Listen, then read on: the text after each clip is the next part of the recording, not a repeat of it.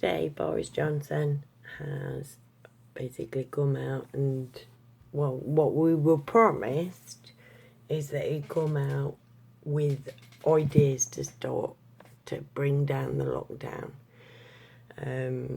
Because we're all suffering from it now. Well, 90% of us are suffering under this shit now. Be it because, like, we're used to going out to work and we can't do that, we're trapped in the house. Be it, like, if we live next door to somebody who is a DIY fiend, being woken up at 9 o'clock every morning with the sound of operating power tools, like, whatever. Like, everybody's starting to feel it. And Boris Johnson has come out today and given a speech that means absolutely knackle to anybody. He has not sorted out a damn thing. Or you might come out of lockdown or you might not come out of lockdown. Like, you're allowed out of the house, but you're not actually allowed out of the house. You can, like, if you can't work from home, you've got to go back to work. But it's a few weeks yet until shops can open. So if you work in a shop, how are you going to go back to work? But they're saying, oh yeah, we've reduced the furlough to 60% to encourage people back into work. What are you meant to do if you work in a shop? Your wages have just gone down by 20%. Because you can't go back to work yet, because shops ain't even meant to be open yet. So those people have just taken a 20% drop in wages like that for nothing. You know, like, they promised us that they'd look after us. They're not looking after us.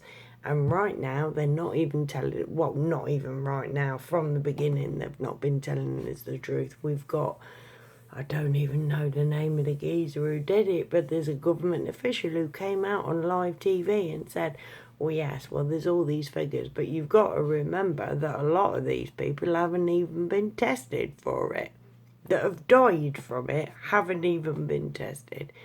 Then you've got Chris Whitty, bless him, saying that, like, there is literally bollockal reason, like, you have little to no chance of even contracting the virus. If you do, you probably won't even, like, show any symptoms. If you do show any symptoms, you'll probably recover. And the chances of people are dying are minuscule. These are government officials who are saying this stuff. It's not me making it up, saying that coronavirus isn't real. I ain't saying that. This is what the government is saying. They have manufactured the figures. They wanted a target of 100,000 people a day tested for coronavirus. They weren't doing it, so they counted out into that figure, into that 100,000 a day figure that they were aiming for. They counted in the tests that they'd sent out in that day. That's not people tested in that day, but that's what the government did to bump up the figures. These people are lying, and they're lying regularly.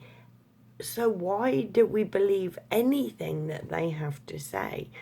Now, when I saw the Chris Whitty thing, when he's like, yeah, you're pretty much guaranteed to not even get it. I pointed out that if somebody like me was to say it, if somebody like David Icke was to say it, like, if anybody who has an alternative view was to point out exactly what they're saying to the TV camera live, we would be called, like, it'd be hate speech, and it'd be taken down. But this is the government officials saying this is fucking nothing. And yet, but as long as the main government official, with no cough, might I just say, comes out and says, like, yes, well, we must do this. Like, we must. And, like, and coming out with words like control and alert, you know, like, to make it sound scarier than it is. Protect. doesn't scare anybody. Control scares people. And alert. You know, like, red alert. Oh, really, sir? It means we'll have to change the bulb. That kind of thing. They just need to ramp up the fear.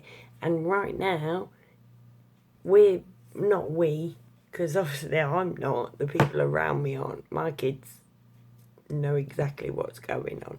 But most people get their information from the TV. They don't know that there's any other information out there to get.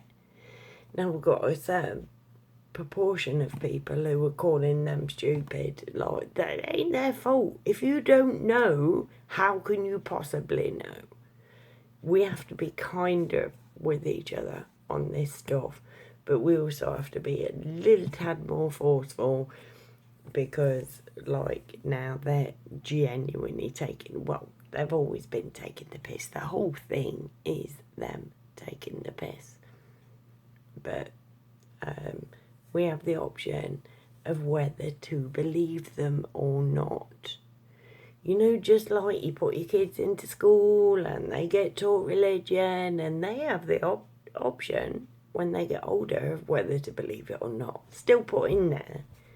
Still got the controlling factors of it's somebody else's job to save you. But when you get older, you might like wake up to this. How's about we just take one generation and just not feed them full of the same crap and let them decide on their own? It's a thought, isn't it?